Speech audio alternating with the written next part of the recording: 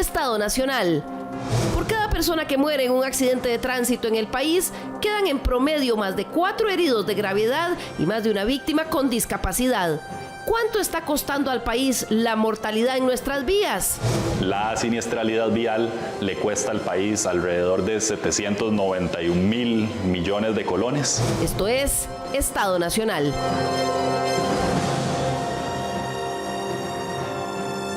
Muy buenos días, gracias por acompañarnos nuevamente la mañana de los domingos aquí en Estado Nacional.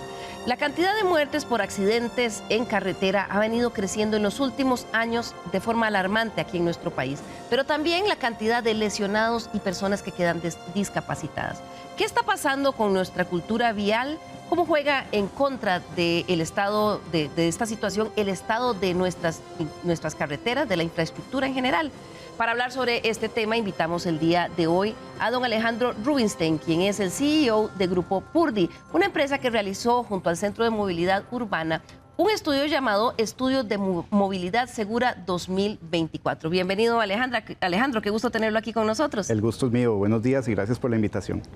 También nos acompaña el día de hoy Arturo Steinborn. Él es el coordinador del área de movilidad y transporte sostenible del PSU y autor de este informe. Bienvenido, buenos días, qué gusto tenerlo con nosotros. Igualmente, muchísimas gracias y un gusto estar por acá. Termina de incorporarse a nuestro panel también vía remota el señor Edgar Zamora. Él es del Programa Internacional de Evaluación de Carreteras, IRAP, que es una organización registrada dedicada a salvar vidas mediante la eliminación de carreteras de alto riesgo en todo el mundo. Buenos días, don Edgar, qué bueno que nos pudo acompañar el día de hoy. Buenos días, muchísimas gracias por la invitación, un gusto estar acá en su programa. Bien, y para el panel de hoy habíamos invitado también al señor Roy Rojas, quien es director de proyectos del Consejo de Seguridad Vial del COSEVI. Sin embargo, a través de la oficina de prensa nos indicaron que esta semana le era imposible participar por temas de agenda. Esperamos tenerlo próximamente acá porque sabemos que es también una voz autorizada para hablar de este tema. Bien, y es que, como les decíamos, en días recientes, gracias a la iniciativa que tuvo la empresa Purdy, se presentó este estudio. Primero, don Alejandro, cuéntenos por qué decide una empresa que se dedica pues, a vender vehículos, que son parte, digamos, de la solución de movilidad, pero también parte del transporte, decide organizarse para hacer este estudio. Claro que sí. Grupo Purdy somos una empresa de soluciones de movilidad y precisamente buscamos ser un líder integral en todo lo que hacemos y desde esa perspectiva queremos que las personas se muevan seguras. Tenemos 3 ejes en nuestro plan de sostenibilidad. Uno es la movilidad segura, la movilidad limpia y la movilidad para todas las personas. Nuestros clientes compran vehículos, los conducen y pueden ser vulnerables a todo tipo de siniestros viales y queremos tener un impacto en el país. Nosotros hemos realizado ya varios esfuerzos de movilidad segura directamente con nuestros clientes y con la población en general. Hemos alcanzado más de 1 millón de personas. Queremos alcanzar las 5 millones de personas que habitan en Costa Rica. Y para eso, trabajando con el Centro para la Sostenibilidad Urbana, se prepara este informe que consolida indicadores que están muy fragmentados en diferentes instituciones en una sola vista para empezar esta conversación y reversar esa tendencia que es tan preocupante. Claro, Arturo, usted como uno de los autores de este estudio, ciertamente sabemos las estadísticas existen y todos los años vamos viendo que aumentan, pero ¿por qué era importante hacer un compendio y analizar lo que nos dicen esas estadísticas? Claro, bueno, parte de las razones, como mencionó don Alejandro, es el poder consolidar la información que está dispersa en varios lados y no es solo consolidarla, sino también interpretarla y poder darle un significado y poder plantearla en un tipo de contenido mucho más digerible, no solo para la población general interesada en estas temáticas, sino también para las personas que pueden llegar a estar en procesos de toma de decisión. Claro, don Edgar, ¿por qué es importante para los países y para la sociedad visibilizar esta data, esta información y además procesarla? Porque, bueno, con esta semana que conversé con usted, pues precisamente también la Organización Panamericana de la Salud recién está publicando un análisis que hace para todas las Américas. Sí, es muy importante entender la información, Liliana, porque Básicamente este es un problema de orden de salud, pero también es un problema de orden económico. La inseguridad vial, como lo mencionaba Arturo hace un rato, algunas cifras, le causa a los países en vías de desarrollo costos muy altos. Si no entendemos cuál es la tendencia de siniestralidad y de mortalidad que tenemos en los países, no vamos a saber si las políticas públicas están siendo efectivas. Es por eso que es importantísimo la recolección de esa información, información fidedigna que pueda verificar cuáles son las tendencias en los países. Claro, y bueno, es una data con la que ustedes trabajan mucho, tal vez para que nuestros televidentes puedan ponerlo en contexto. ¿Qué es el Programa Internacional de Evaluación de Carreteras, el IRAP, y qué es lo que ustedes hacen? Somos una organización sin fines de lucro que nacimos hace unos 20 años con la meta o con el objetivo justamente de evaluar la seguridad de las carreteras, de la infraestructura vial. Hemos estado desarrollando desde entonces sistemas, metodologías, herramientas basadas en la evidencia científica que hoy nos permiten de forma objetiva y con una metodología universalmente aceptada por las Naciones Unidas, calificar la seguridad de una carretera en una escala de 1 a 5 estrellas, donde 1 estrella es la condición peor y 5 es la mejor condición de seguridad. Naciones Unidas propone a los países que las carreteras que tengamos sean de al menos 3 estrellas. Es un nivel de seguridad óptimo. Eso no significa carreteras de lujo, son carreteras apenas seguras y es lo que Naciones Unidas nos está mandando a hacer, a trabajar en eso. Y eso es lo que hace el programa nuestro a través de estas herramientas que dispone para los países sin costo alguno. Claro, y es que, Alejandro, cuando hablamos de siniestralidad vial, estamos hablando de varias cosas, ¿verdad? Estamos hablando, por un lado, de los vehículos, estamos hablando de los conductores, pero también de esto, de las carreteras, y cada uno de estos elementos puede influir en altas tasas de mortalidad o de siniestralidad en carretera. Don Alejandro. Sí, definitivamente este tema a mí me llama mucho la atención del informe que casi el 70% de la siniestralidad o las muertes en carretera o a raíz de un siniestro vial son lo que se conoce como poblaciones vulnerables, los peatones, los ciclistas, las personas que andan en motocicletas. Entonces sí es muy importante tener esa educación vial cuando los que conducimos andamos en nuestro vehículo, que no solo estamos protegiendo la vida de quienes estamos dentro del vehículo, sino también de todos los actores que se están moviendo a nuestro alrededor.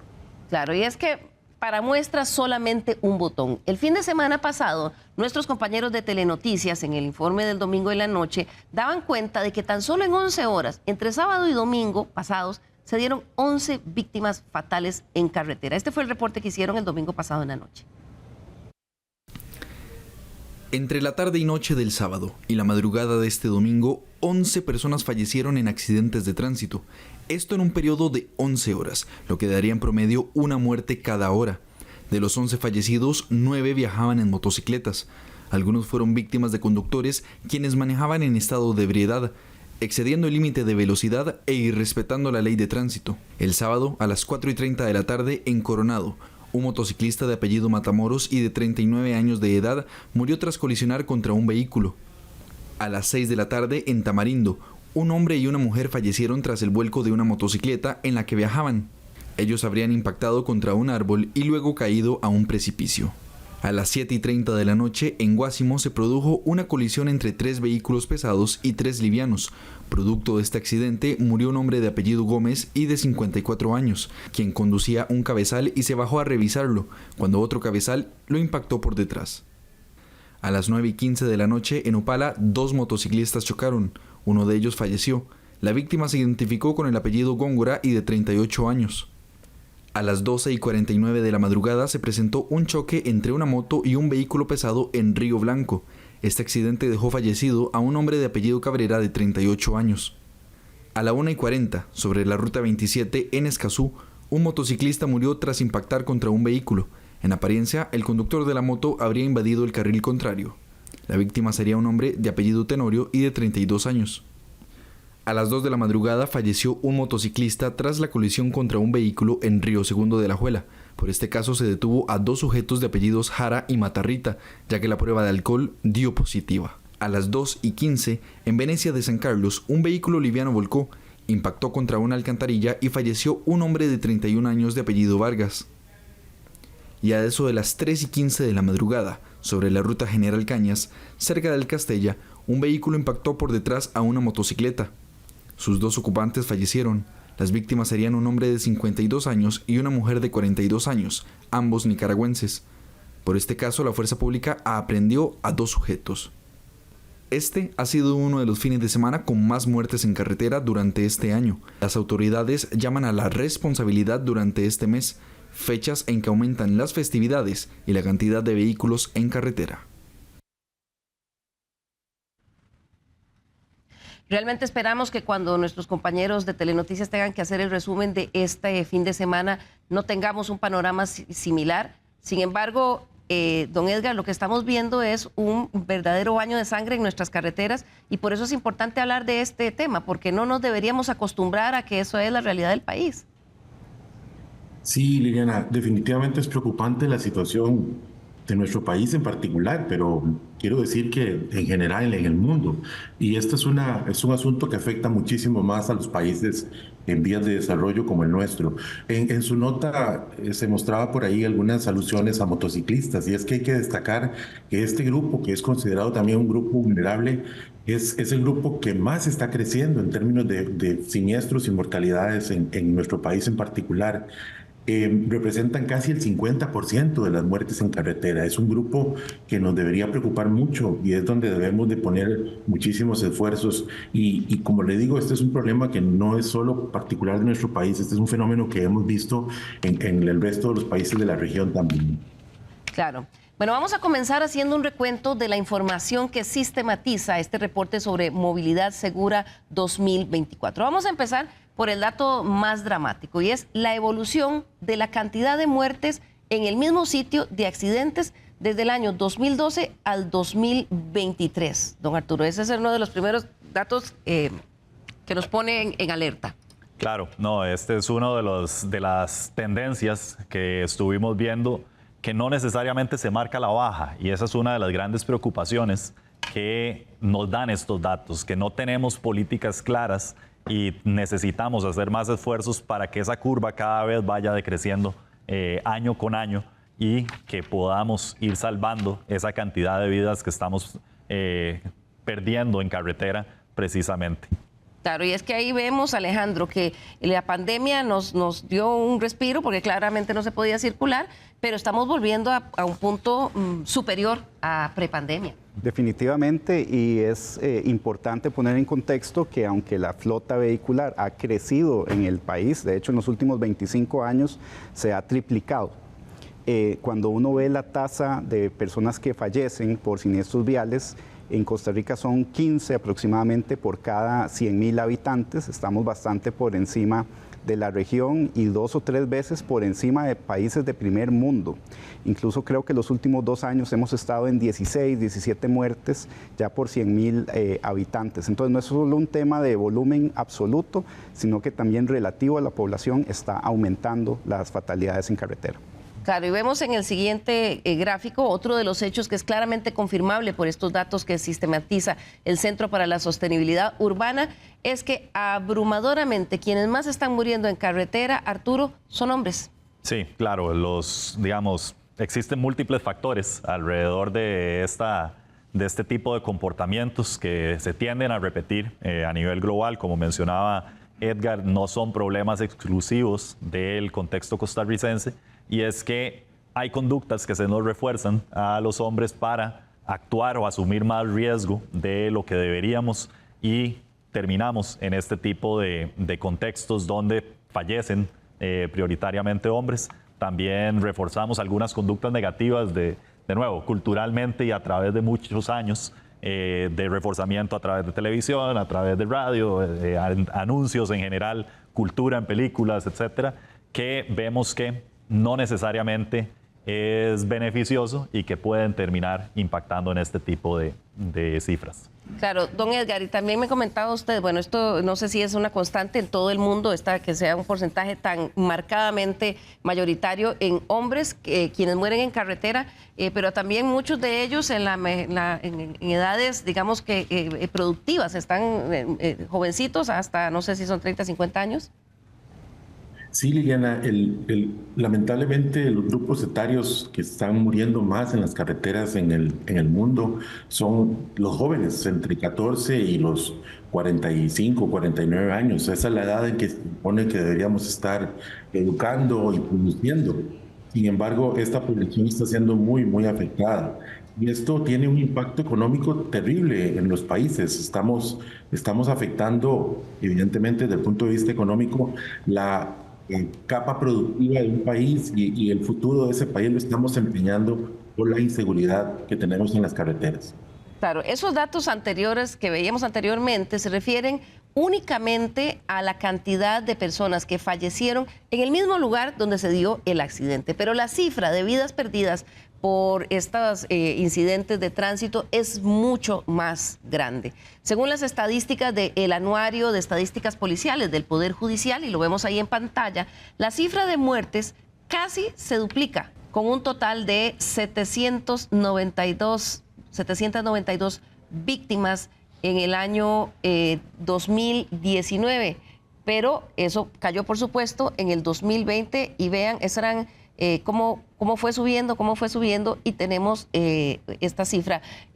Arturo, esta es casi el doble porque esta incluye no solo a los que murieron ahí en el lugar. Exacto, digamos, las muertes debido a siniestro vial, que es a lo que referenciamos nosotros en el estudio, contemplan las personas que fueron tratadas en sitio y que en el desplazamiento entre el sitio al centro de salud y luego 30 días posteriores a ese siniestro perdieron la vida. Entonces se contemplan esos 30 días adicionales para poder determinar si su causa de fallecimiento fue debido a complicaciones que hubo a razón de este siniestro vial. Entonces por eso es que vemos que las estadísticas son casi el doble año con año de muertes en sitio versus muertes debido a siniestros viales. Claro, ahí vemos como 792 en el 2019 y vean como ya para el 2023 estamos hablando de 936 víctimas por accidentes de tránsito. Esto incluye incluso los que los que pueden morir en la ambulancia o luego por alguna otra complicación asociada. Exacto. Todo ese tipo de personas entra dentro de esta categoría de muertes debido a siniestros viales. Claro. Vemos en la siguiente cifra que tenemos en los cuadros que analiza este estudio, y es que desde el año 2012 al año 2022, ¿cuáles son los siniestros más comunes que se han dado en Costa Rica, Arturo?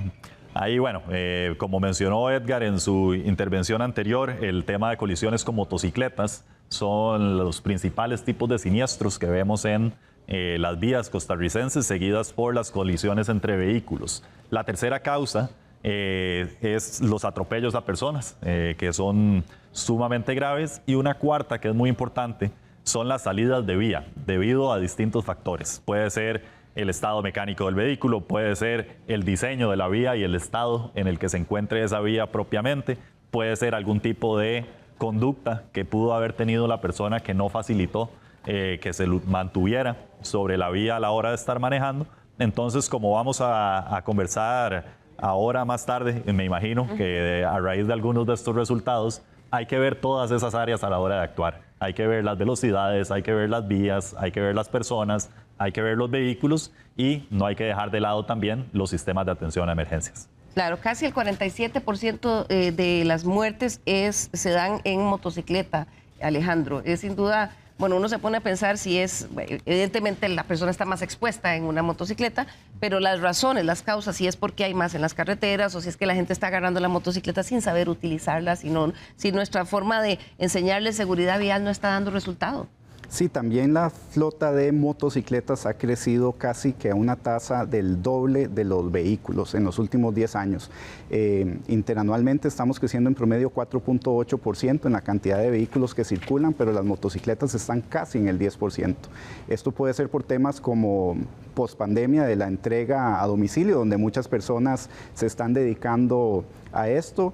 Los temas de congestión vial creo que también generan que las personas opten por andar muchas veces en motocicleta y también pueden generar conductas que tal vez no son las más prudentes cuando están en carretera. Don Edgar, ¿es constante este comportamiento de muertes en motocicletas en las Américas también? Sí, es así, es la tendencia en las Américas, en Asia inclusive, donde la motocicleta ha cobrado un papel muy importante después de la pandemia, como lo mencionaba Arturo, y lamentablemente hay un tema que tiene que ver con la física de la motocicleta. Es un vehículo donde fundamentalmente la persona es el chasis, es la estructura del vehículo. Entonces, y además de eso hay que reconocer que la motocicleta compite por el espacio vial en condiciones desiguales con los vehículos, ¿no? Hay todo un tema ahí de ingeniería, de física que hay que contemplar. Nuestras carreteras no necesariamente están hechas para brindarle seguridad a las motocicletas. La motocicleta tiene características diferentes al vehículo que la hace requerir infraestructura especial o con algunas adaptaciones para hacerla más segura. Claro, y no la tenemos. El análisis que realizó este centro también llevó a estudiar las vías donde se dan la mayor cantidad de siniestros con personas gravemente heridas. ¿Y qué encontraron, don Arturo? Lo vemos ahí, el primer resultado en el cuadro, 60%, bueno, la mayoría se dan en rutas cantonales.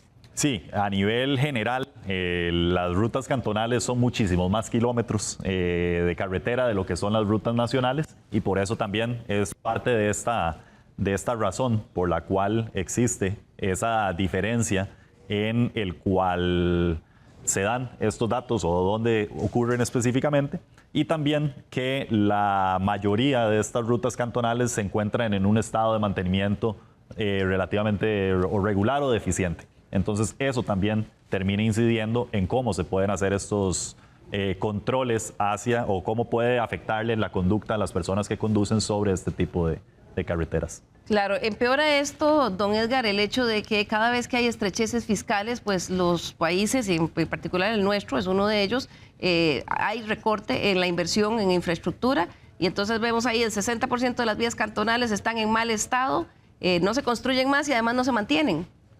Sí, definitivamente el mantenimiento de la vía es un factor muy importante, pero yo quisiera también hacer enfoque en otra cosa, Liliana, y es que aun cuando las vías estuvieran bien mantenidas, si no están bien diseñadas, si no han incorporado las previsiones, como llamamos las contramedidas para asegurar para todos los usuarios que sea una vía segura, no vamos a lograr reducir las tasas. La carretera es uno de los elementos fundamentales, no el único, pero es un elemento fundamental en la ecuación de reducción de fatalidades. Y lamentablemente, cuando nuestras agencias viales y ministerios de obras públicas en la región quieren reducir costos, empiezan recortando por la seguridad.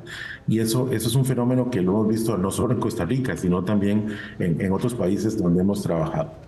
Sí, claro. Por ejemplo, en Costa Rica el otro día hablaba con un oficial de tránsito retirado y me decía que la cantidad de efectivos de oficiales de policía de tránsito se ha reducido muchísimo. Yo no sé, don Arturo, si ustedes analizaron eso en este estudio y también cuánto puede incidir el hecho de que no haya tanta policía vial en las calles con una alta incidencia de accidentes. Ese dato no necesariamente lo cubrimos en este estudio, siendo honestos. Sin embargo, sí, parte de de esas áreas de acción que es personas más seguras va relacionado con este tema de fiscalización y poder entender cómo poder generar condiciones más seguras para las personas, también poder fiscalizar o determinar esos casos críticos que al final terminan generando siniestralidad y la efectividad también de esa fiscalización no solo depende de la frecuencia de cuándo lo voy a fiscalizar yo o la probabilidad que tengo de detectar una persona con un comportamiento no deseado, sino también de qué tipo de sanción va asociada a esto. Entonces, hay que poder tener ese sistema de fiscalización óptimo y que en el país no es solamente el tema de la reducción de policías o de efectivos destinados a este tipo de labores, sino también que ese es el único mecanismo que tenemos. Entonces también necesitamos empezar a diversificar cómo hacemos la fiscalización. Don Edgar, quería agregar. Sí, claro, gracias.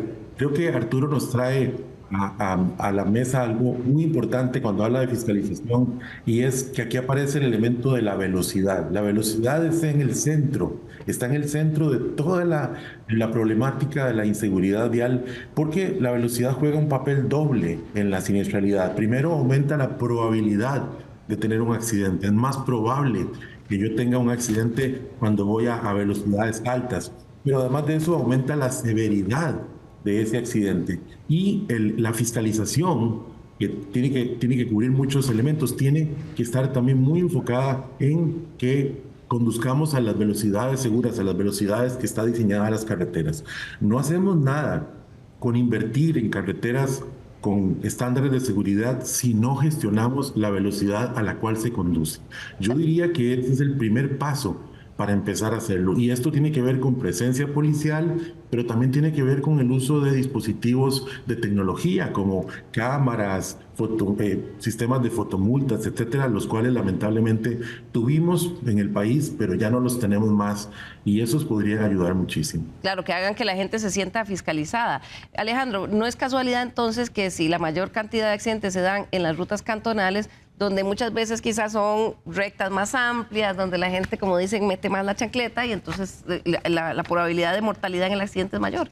Sí, es muy interesante los temas de la probabilidad del accidente. Me llamó mucho la atención, además del tema de rutas cantonales, que la mayoría de los siniestros con fatalidades se dan los fines de semana durante horas de la noche, ¿verdad? Como la nota que usted presentaba ahora, es cuando tenemos los momentos más serios en la carretera.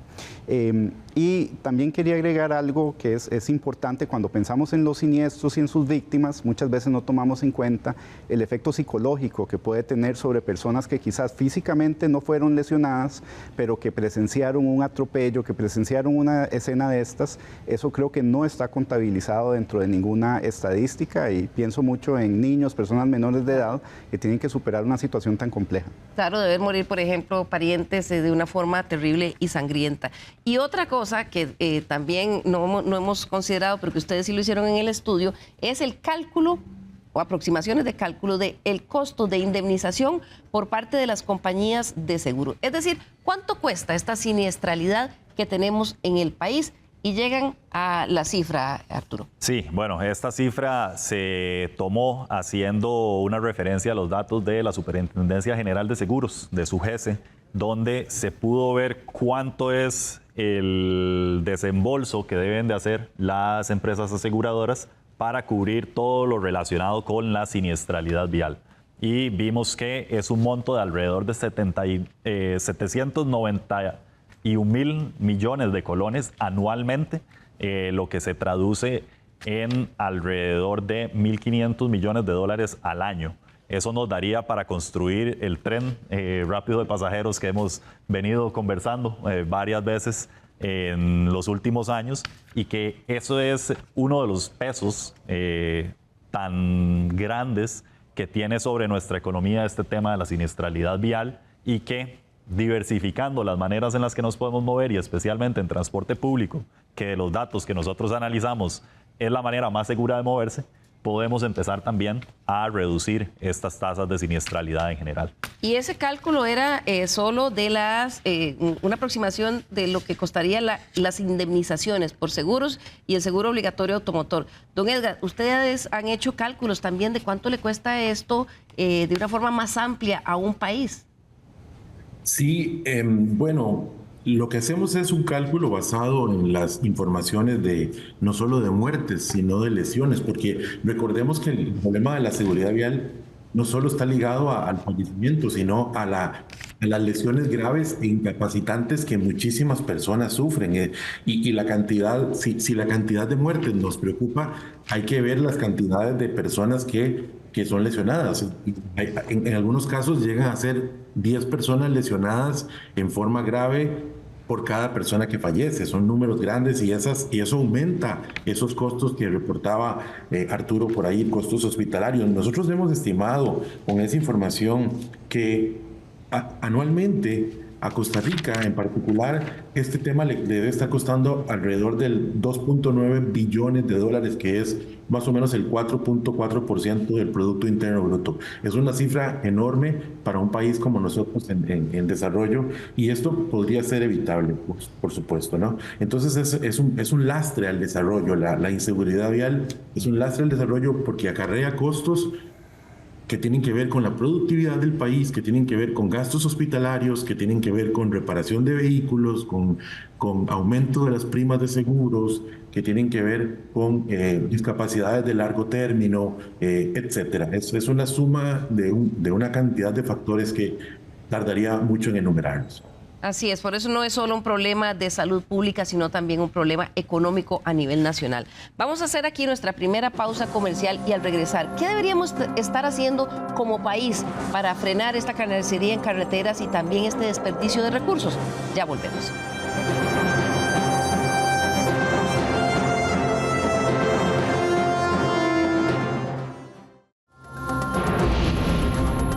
Recuerde nuestro correo l.carranza@teletica.com. Nos interesa mucho conocer sus opiniones, críticas y también sugerencias de temas para discutir aquí en Estado Nacional. Recuerde también que usted puede externarnos sus puntos de vista, sus comentarios a través del WhatsApp de Estado Nacional 6424-1777. Ahí tiene el código QR también con el cual lo puede descargar.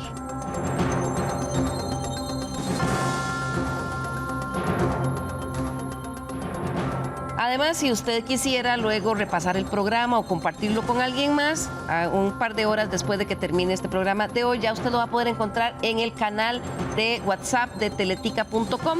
Ahí lo tienen ustedes en pantalla, ahí está el código de QR y lo pueden descargar. Muchas gracias por acompañarnos el día de hoy. Hoy que estamos hablando sobre la situación de aumento de siniestralidad en las carreteras costarricenses y también sobre cómo podemos como país, con políticas públicas y también mediante educación, frenar un poco la estela de muertes y personas heridas y discapacitadas que está dejando esta situación. A veces nos preguntamos por qué sucede esto. Es que somos demasiado malos conductores, no tenemos buena educación vial, hay demasiados vehículos o está la infraestructura vial jugando en contra. Todos estos factores se mezclan para dar este resultado. Estábamos hablando de este estudio que presentó la empresa Purdy Motors y que mediante el Centro para el Desarrollo y la Sostenible, ¿es verdad? Centro para la Sostenibilidad Urbana. Centro para la Sostenibilidad Urbana presentó esta data que estamos analizando el día de hoy. Y una de las cifras que vimos es la evolución de la flota vehicular en el país. Es decir, cómo va creciendo la cantidad de carros, motocicletas y demás que tenemos en las vías nacionales frente a una infraestructura que no se amplía, no se renueva al mismo tiempo. Esto le ha pasado a la cantidad de vehículos en el país, Arturo. Sí, bueno, en el tema de flota vehicular, como conversó Alejandro anteriormente, ha sido de un crecimiento aproximado en vehículos particulares de un 4.5, 4.6% al año, y en motocicletas puede duplicar ese crecimiento, y tenemos poca inversión en otras maneras de movilizarnos que sean útiles, y que eso es un factor importante, ya que necesitamos que sean opciones reales para las personas, y nuestro sistema de bus es un sistema de bus que ha desmejorado, nuestro sistema de tren es un sistema de tren que no necesariamente ha mejorado tampoco. Entonces no tenemos aceras en buen estado en la gran mayoría de nuestro país, tenemos pocas capacidades de movernos en bicicletas también en la gran mayoría de nuestro país, y eso hace que dependamos exclusivamente de uno o dos modos de movilización, y precisamente ponernos más en riesgo y poner al país en un jaque, en cierto modo, de si esos modos fallan, falla todo el país.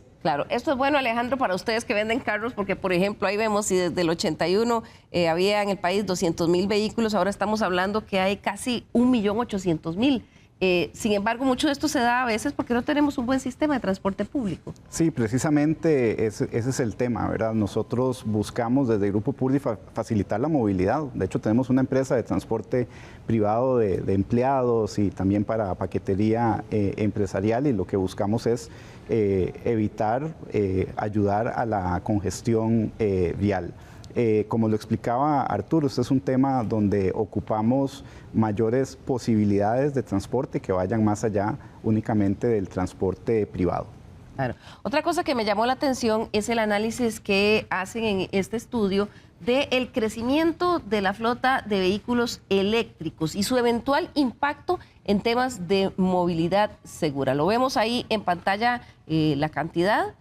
Es un crecimiento muy fuerte que se da desde diciembre del año 2019 a la fecha, y para el 2023, entiendo, 1 de cada 5 vehículos nuevos vendidos fue eléctrico. ¿Por qué analizan ustedes esta situación unido al tema de seguridad y riesgo de accidentes? Claro, bueno, como pueden saber, al final la tecnología eléctrica es mucho más silenciosa, y eso es digamos, un motivo de alerta tanto para la persona que conduce como para el resto de personas fuera de ese vehículo. La persona que conduce, al saber que la otra gente no la va a escuchar, va a tener que poner muchísimo más atención a la vía y a la gente que está alrededor para precisamente evitar cualquier tipo de siniestro.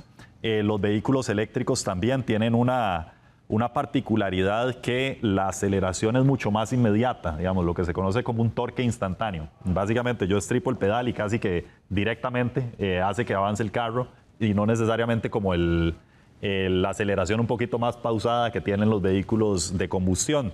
Entonces esto hace que también yo tenga que mejorar el juego de cómo acelero ese vehículo o no, y también el peso de los vehículos, especialmente de los vehículos ya de mayores dimensiones, buses, camiones o inclusive de los mismos pickups eléctricos, ya es significativamente mayor de lo que puede ser el peso de un vehículo de combustión interna.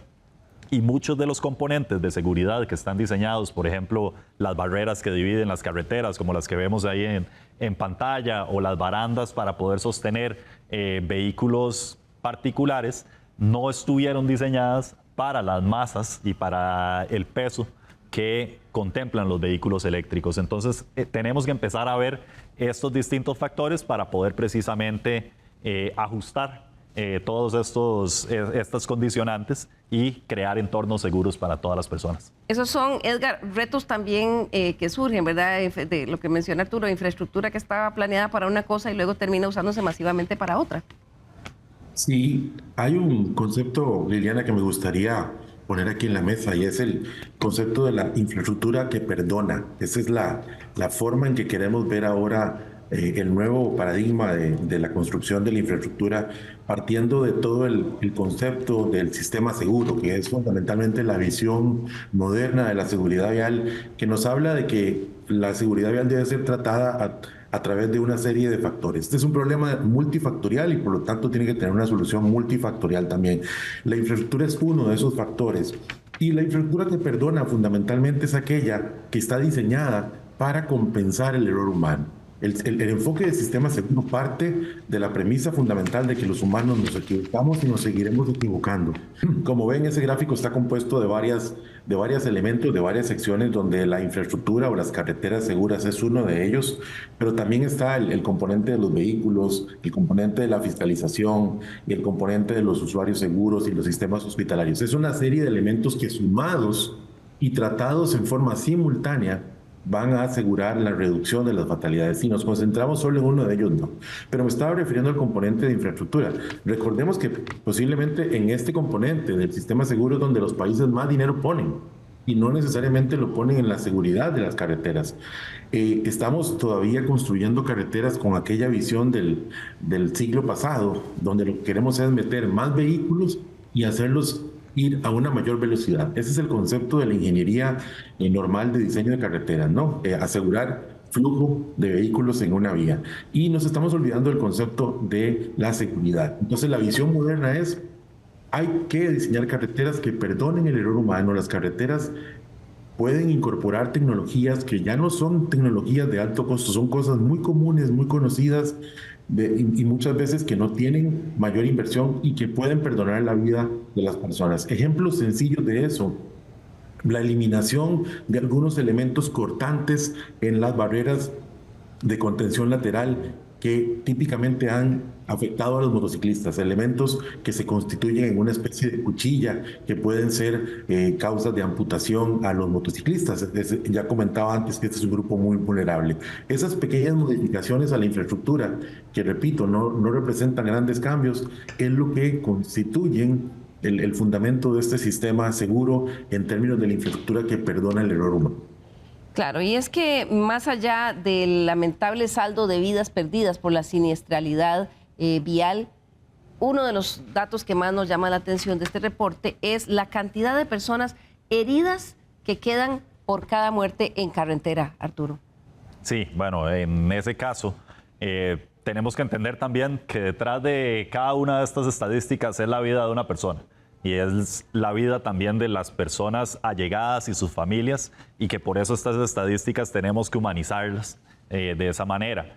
Vemos, sí, como se mencionaba, por cada muerte en carretera hay 4.5 personas que se lesionan gravemente, y estas lesiones ya acarrean un daño bastante significativo que les puede limitar ciertas capacidades también el resto de su vida, y lesiones leves son casi 30 por cada muerte en carretera. Entonces vemos que son cifras sumamente altas que tenemos que minimizar. Ya vimos el costo económico de este tipo de lesiones que cubren las aseguradoras, y de nuevo el costo humano es mucho más importante y mucho más grande, y básicamente se podría decir que incluso no tiene un precio que se le pueda poner o un costo. Claro, y también bueno, ahí vemos, es terrible, por cada persona que muere queda 4.5 heridas gravemente, y en promedio, digamos a nivel nacional, casi 30 con lesiones leves. Esto por supuesto lleva sufrimiento a los hogares, costo económico al sistema de salud del país, incapacidades y demás. Y otro ejercicio que hicieron en este estudio fue explorar la cultura para implementar elementos de seguridad en los vehículos. Y Alejandro, me llamó la atención, ustedes consultaron, me parece que los expertos hicieron un ejercicio en la última Expo Móvil para ver si la gente conocía sobre elementos de seguridad en los vehículos. Vemos ahí el resultado en pantalla.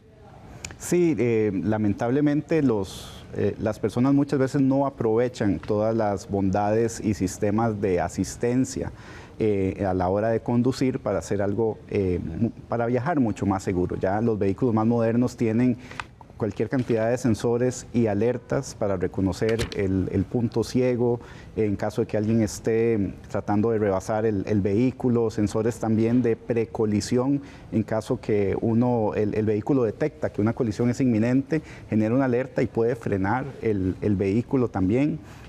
También alarmas sobre velocidades máximas. Entonces, incluso ya muchos vehículos incorporados con una aplicación de mapa de geolocalización sabe cuál es la velocidad máxima que se permite en esa carretera, y si uno la sobrepasa, le advierte para que uno baje la velocidad.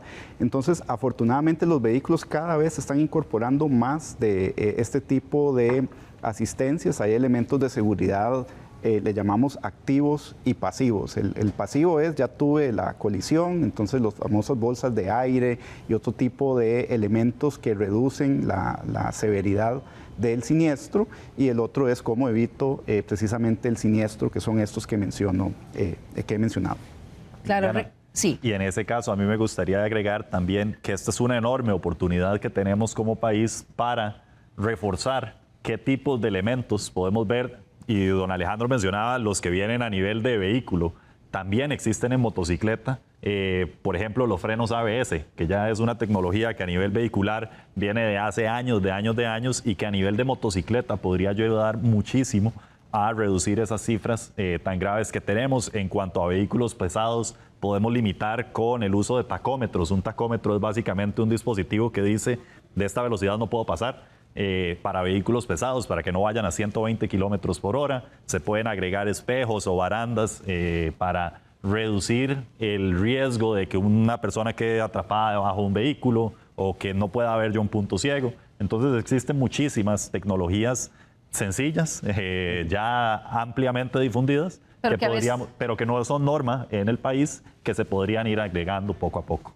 Claro, y es que recapitulando un poco todo esto que hemos analizado y basándonos además de este estudio también en las estadísticas del Poder Judicial, vemos cómo la tasa de muertes relacionadas a accidentes, no solo las que se dan en el sitio del momento, sino las que se dan luego, producto de esas consecuencias del accidente, viene subiendo incluso a puntos superiores a como estaban antes de la pandemia. Y vemos ahí el resumen, que es la tasa de muertes por cada 100,000 habitantes. Y entonces vemos, esa tasa general fue en el 2020 de 11.4 personas por cada 100,000 habitantes. Y vean cómo subió al 2024 a 15.7.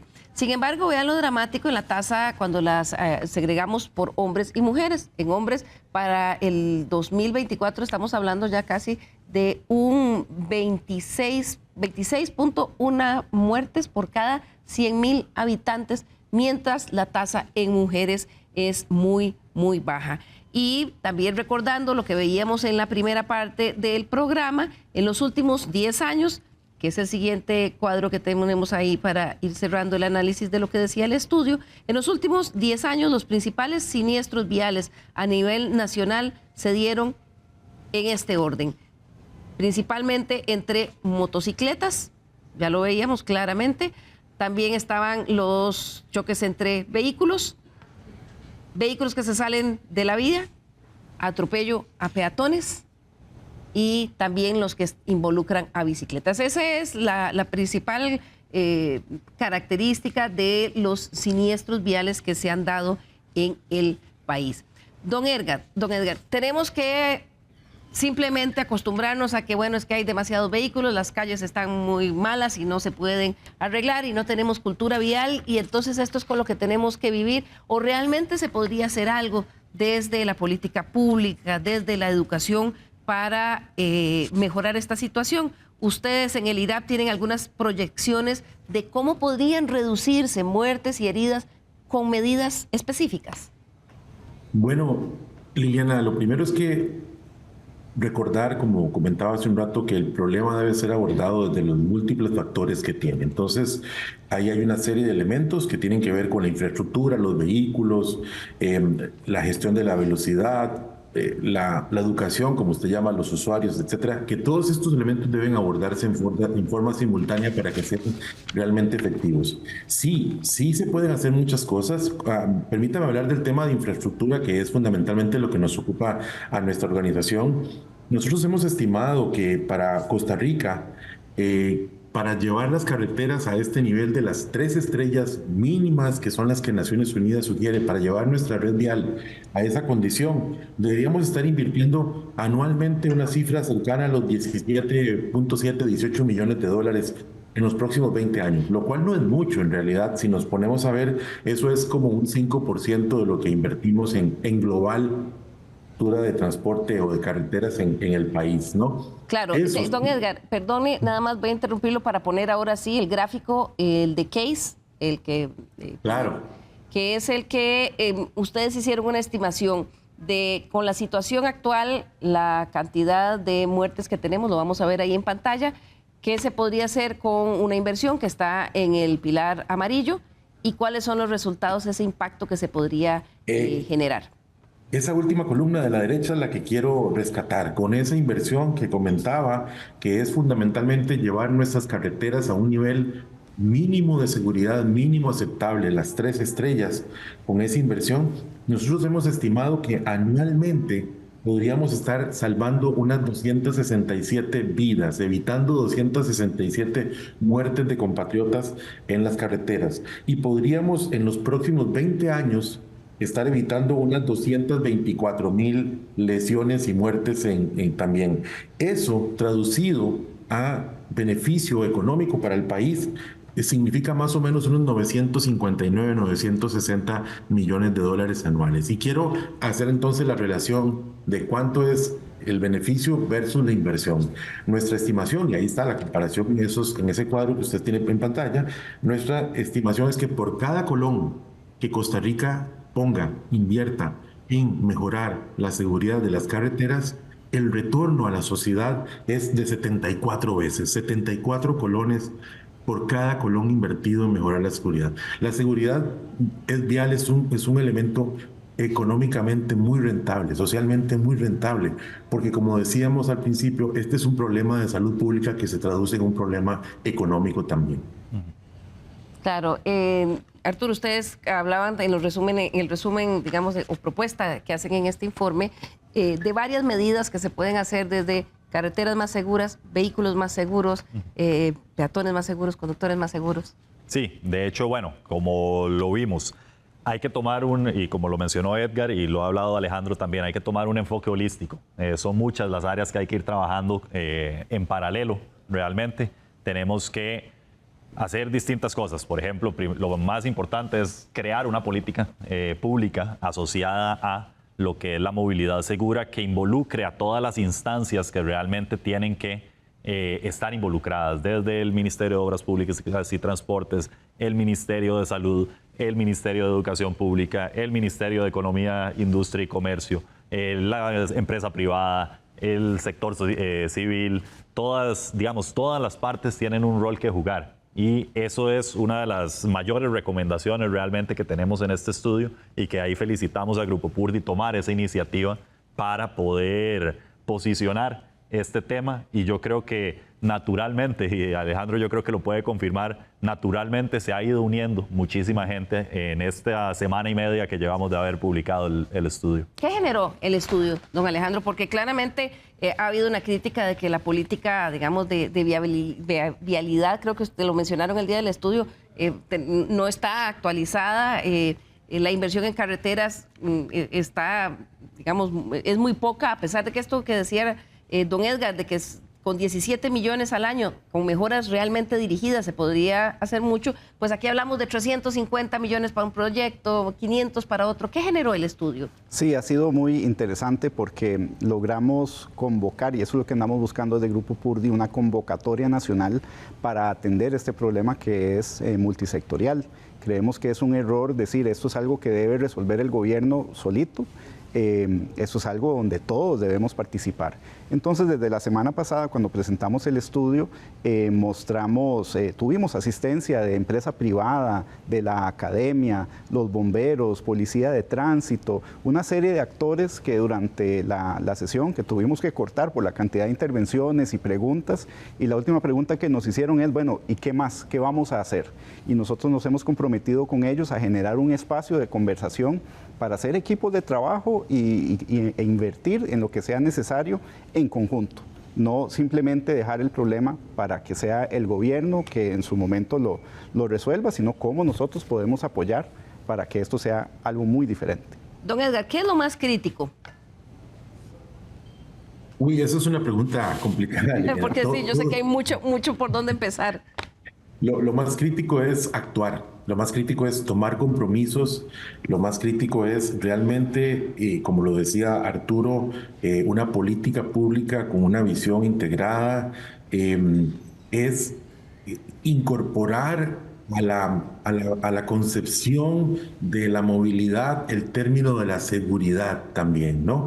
Como decía, hemos estado muy enfocados en hacer más carreteras, poner más vehículos a circular. Somos una sociedad, yo digo, carrocéntrica, que estamos primando más bien el uso del vehículo privado. Y este concepto nos ha llevado a lo que tenemos hoy, una congestión vial, una inseguridad en las carreteras, etc. Tenemos que darle vuelta a este concepto de la movilidad y tenemos que tal vez enfocarnos en dos elementos que nos faltan acá. La seguridad, como ya lo dije, y también que sea una movilidad más inclusiva. Nuestro sistema de transporte debe ser para todos los usuarios. Debemos de ayudar a que la gente camine más, que la gente ande más en bicicleta, que la gente use más el transporte público, que todos se sientan seguros en la carretera. Pero esto solamente va a suceder si empezamos a pensar diferente. Las carreteras mismas, desde el momento en que se diseñan, a través de los sistemas que desarrollamos en AIRA, podemos evaluar desde el diseño, desde los planos, sin haber invertido un solo colón, podemos evaluar la seguridad que va a tener esa carretera. No se vale construir más carreteras inseguras. Tenemos herramientas de ingeniería a la disposición de este país para saber si las carreteras cumplen con esos estándares mínimos. Claro, don Edgar, porque seguimos viendo, digamos, mucho más interés en inaugurar obra, ¿verdad? Y hacer el acto de inaugurar obra, pero veía la semana pasada, los compañeros de Telenoticias mostraban, Tara Las Limas se inauguró, se corrió a inaugurar, pero no está terminada. Y tiene 3 kilómetros que no tiene iluminación, lo cual genera un riesgo.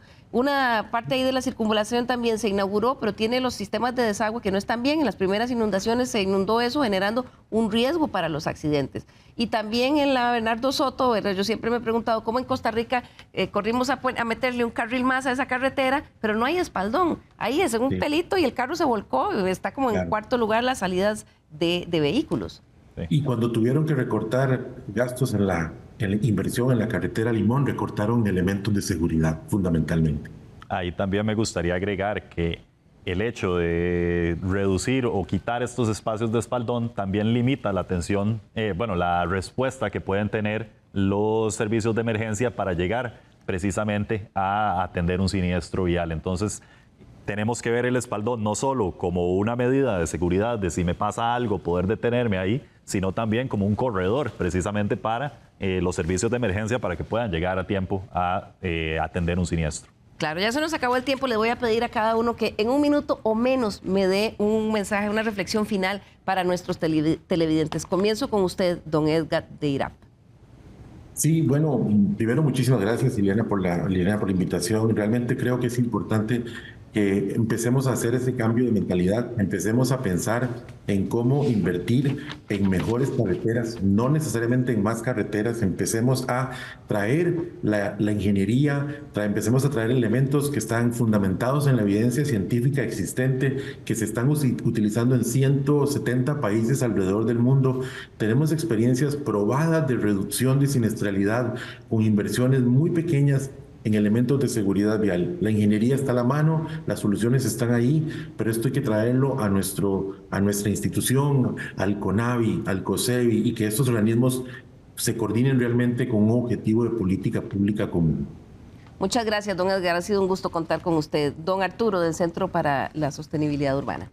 De mi lado, yo lo primero que diría es, y similar al cierre de Edgar, poder elaborar una política pública consensuada, integral, con todas las contrapartes que tienen que estar en esta conversación a nivel nacional para precisamente alinear los esfuerzos y poder dar señales claras de qué es lo que queremos hacer, poder tener métricas también contra las cuales compararnos. Actualmente no tenemos ninguna meta de reducción de siniestralidad y no podemos decir estamos orientados o vamos con una buena tendencia o una mala tendencia. Entonces, esa es una de las primeras cosas que considero yo que deberíamos de ir haciendo. Necesitamos sensibilizar más a las personas que toman decisiones en este país, que deciden a dónde van los fondos que se van a invertir. Necesitamos, como dijo Edgar, también capacitar a las personas que históricamente han estado detrás de los diseños de las vías, de las regulaciones relacionadas con el sector de transporte, en todo este tema que es gigante, es amplio, es lindísimo y puede tener un impacto enorme en lo que es en este país. Muchas gracias, Arturo. Concluyo con don Alejandro Rubinstein de Purdy Motor. Sí, muchísimas gracias nuevamente por habernos invitado y desde el Grupo Purdy queremos hacer un llamado nacional para que juntos trabajemos en resolver este problema y salvar vidas. En grupopurdy.com hemos publicado este informe, es gratuito, lo pueden descargar. Tenemos una tabla, un tablero de indicadores también dinámico para hacer filtros. También tenemos mapas con las ubicaciones de mayor siniestralidad en el país y resúmenes e información muy valiosa. Nosotros soñamos que los diferentes actores, las personas que nos están viendo, los profesores de las universidades, digan en mi próximo curso, voy a decirle a mis estudiantes que descarguen este informe, descarguen la base de datos completa que está disponible y que hagamos una intervención en una intersección, en un lugar de alta siniestralidad y que juntos hagamos las cosas diferentes, que las empresas privadas empiecen a preocuparse mucho por sus colaboradores y cómo llegan a su lugar de trabajo y de regreso a su hogar y que implementen programas de rutas seguras. Así que de nuevo, muchas gracias por habernos invitado y creo que podemos hacer una diferencia todos juntos. Así es, a ustedes las gracias por la data, a ustedes en sus hogares también por escucharnos y creo que realmente esta información tiene que servir para que hagamos algo porque tenemos un problema grande que sigue creciendo. Muchísimas gracias por su compañía. Nos vemos el próximo domingo nuevamente aquí en Estado Nacional. Que tengan un bonito día.